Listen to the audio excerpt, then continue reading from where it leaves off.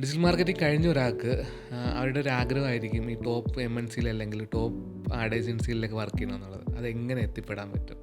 So top MNC അല്ലെങ്കിൽ ഒരു top add ഏജൻസിയിൽ നമുക്ക് വർക്ക് ചെയ്യണമെന്നുണ്ടെങ്കിൽ ഫസ്റ്റ് തന്നെ നമുക്ക് അവിടെ ഡിമാൻഡിങ് ആയിട്ടുള്ള സ്കിൽ ഉണ്ടെന്നുള്ള കാര്യം എൻഷുർ ചെയ്യുക. അതാണ് ഫസ്റ്റ് സ്റ്റെപ്പ്. അപ്പോൾ അത് അച്ചീവ് ചെയ്യാനായിട്ട് നമുക്ക് അങ്ങനെയുള്ള കമ്പനികൾ ആദ്യമേ ഐഡൻറ്റിഫൈ ചെയ്യുക. ആ കമ്പനികൾ പോസ്റ്റ് ചെയ്തിരിക്കുന്ന ജോബ്സ് ലിസ്റ്റ് ചെയ്തിരിക്കുന്നത് നോക്കുക.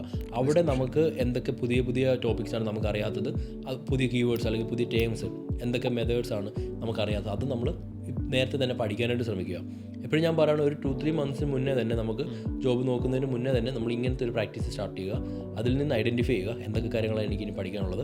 അതിപ്പം നമ്മൾ കറൻ്റ് വർക്കിംഗ് ആണെങ്കിൽ അതെനിക്ക് ഇവിടെ നിന്ന് മാക്സിമം എക്സ്ട്രാ ആയിട്ട് എഫേർട്ട് ഇട്ട് പഠിക്കാനായിട്ട് ശ്രമിക്കുക. സോ വൺസ് നമ്മൾ അത് കഴിയുമ്പോൾ നമുക്ക് അവിടെ ഡിമാൻഡിങ് ആയിട്ടുള്ള ഒരു സ്കില്ല് നമുക്കിപ്പോൾ കിട്ടി. ഓക്കെ, നെക്സ്റ്റ് എന്ന് പറയുന്നത് നമ്മളുടെ പ്രൊഫൈൽ അവിടുത്തെ ജോബ് ടേംസിനും അവിടുത്തെ കീവേഡ്സിനും റിലവൻ്റ് ആകുന്ന രീതിയിൽ ബിൽഡ് ചെയ്യുക എന്നുള്ളതാണ്. ഇപ്പോൾ ഒരു പെർഫോമൻസ് മാർക്കറ്റർ ആണെന്നുണ്ടെങ്കിൽ, ഇപ്പം നമ്മളിപ്പോൾ WPP വന്നു കഴിഞ്ഞിട്ടുണ്ടെങ്കിൽ പെർഫോമൻസ് മാർക്കറ്റർ എന്ന് പറഞ്ഞിട്ടുള്ള ഒരു ജോബ് ടൈറ്റിൽ ആയിരിക്കത്തില്ല അവിടെ ചോദിക്കുന്നത്. അവിടെ ചിലപ്പോൾ അക്കൗണ്ട് മാനേജർ അല്ലെങ്കിൽ സീനിയർ അക്കൗണ്ട് എക്സിക്യൂട്ടീവ് അല്ലെങ്കിൽ അക്കൗണ്ട് ഡയറക്ടർ, ഇങ്ങനെയുള്ള ജോബ് ടൈറ്റിൽസ് ആയിരിക്കും അവിടെ വരുന്നത്.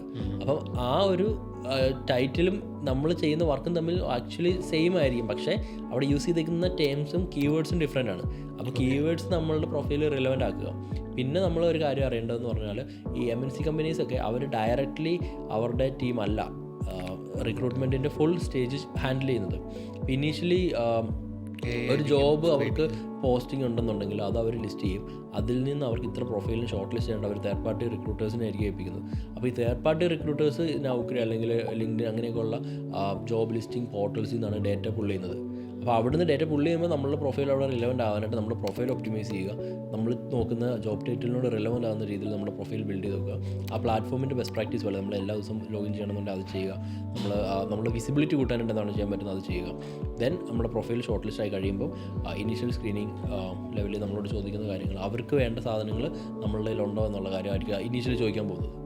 ഓക്കെ, ഇപ്പോൾ ഒരു എക്സാമ്പിൾ പറഞ്ഞാൽ നിങ്ങൾ ഇപ്പം വർക്ക് ചെയ്ത ആളാണെങ്കിൽ നിങ്ങൾ എന്തൊക്കെ കാര്യങ്ങളാണ് നിങ്ങൾ മെയിൻലി ചെയ്യുന്നതെന്ന് ചോദിക്കുമ്പോൾ ഞാനൊരു പെയ്ഡ് ആഡ്സിൻ്റെ അല്ലെങ്കിൽ ഒരു മീഡിയ ബൈയിങ് എന്നുള്ളൊരു പൊസിഷനിലേക്ക് പോകാൻ നോക്കുന്ന ഇൻ്റർവ്യൂ അറ്റൻഡ് ചെയ്യുമ്പം ഞാൻ മുമ്പത്തെ കമ്പനിയിൽ ഞാൻ പോസ്റ്റർ ഡിസൈൻ ചെയ്ത കാര്യങ്ങളും അല്ലെങ്കിൽ ഞാൻ അവിടെ വീഡിയോ എഡിറ്റ് ചെയ്യുന്ന കാര്യങ്ങളും അവിടെ പറയേണ്ട ആവശ്യമില്ല. പകരം അവർക്ക് ആവശ്യമുള്ള എന്തൊക്കെ കാര്യങ്ങൾ ഞാൻ ചെയ്തിട്ടുണ്ടെന്നുള്ള കാര്യം ഡീറ്റെയിൽ ആയിട്ട് പറയുക. ദെൻ അതിനകത്ത് നമ്മൾ പ്രിപ്പയർ ചെയ്യുക, കയറുക.